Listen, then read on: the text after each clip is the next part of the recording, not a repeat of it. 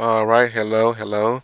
We're going to continue on with Toriko, and this is Gourmet 244, titled Puzzling Identity.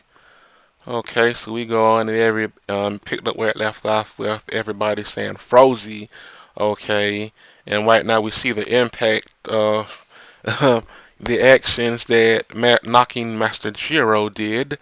We see the consequences of those actions coming along the field as this massive tidal wave, as well as lots of water spouts or tornadoes on top of the water, or water tornadoes. So that's pretty nasty stuff. You have water tornadoes, water spouts, plus a huge tidal wave. I want no part of that at all. And it's about to just destroy the island. And what we see here is that this um, Frozy for right now does a instant shield and is levitating midair and does a God's cooking air slice. Okay, and what it does is it slices it in half. Yeah, slices it in half. And basically just basically just saved, preserved the island. And what Tengu was saying, she burst apart the tidal wave. And what Setsuno was saying is that technique is Frozy's. And she goes on to state that let's see once and for all, Jero. He's like, yep. And what she says is Setsuno has her kitchen knife. She says, drool, water, fall, morph. And what it does is her knife morphs and changes its shape. And let's see. Yeah, actually, it's smooth now.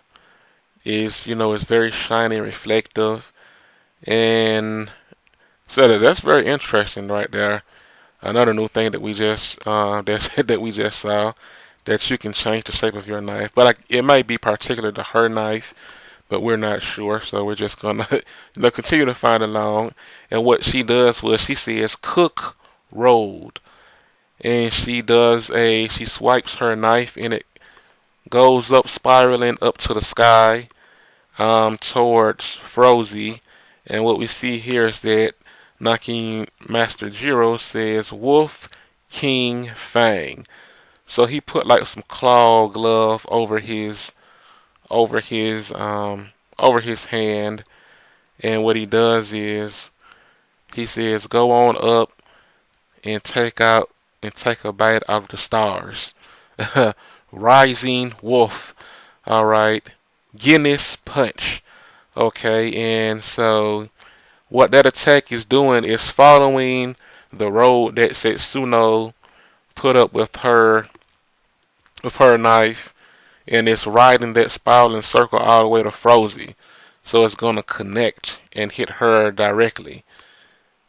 And we see the wolf and it's getting ready to attack, but what we see here is that Frozy changed forms. Um, or maybe I'm not sure if that's the cells, the gourmet cells themselves that manifested in, or something along those lines.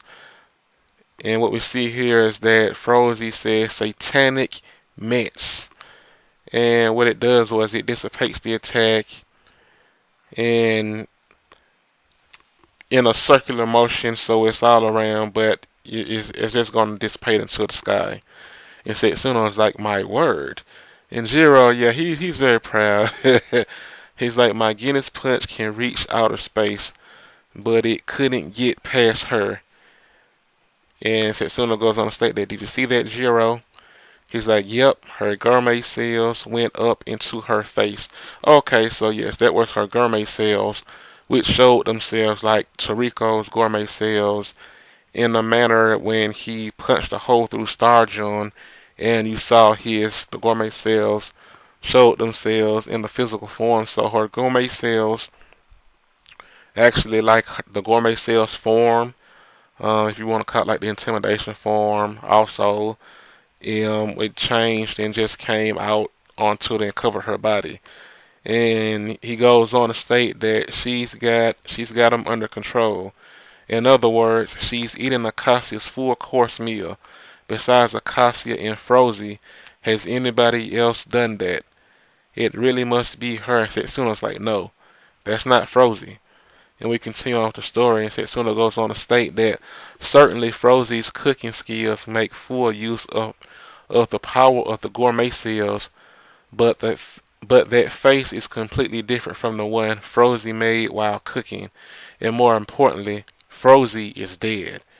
Okay, and so we see another different form, and the one Setsuno remembers. And they go on to wonder, like, then just who is she? What is she?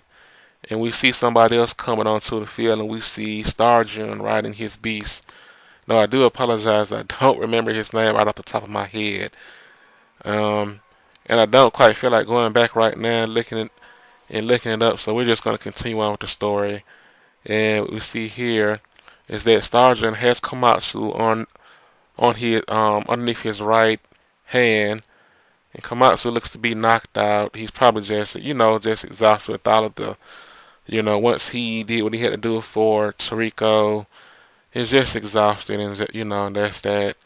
And what we see here is that Setsuno's like, Komatsu, and we see Frozy is like, oh good, he's still alive. Would you mind handing that chef over to me? Though you are just a vice chef of Gourmet Corp, you are actually number 2 in ability, Star June.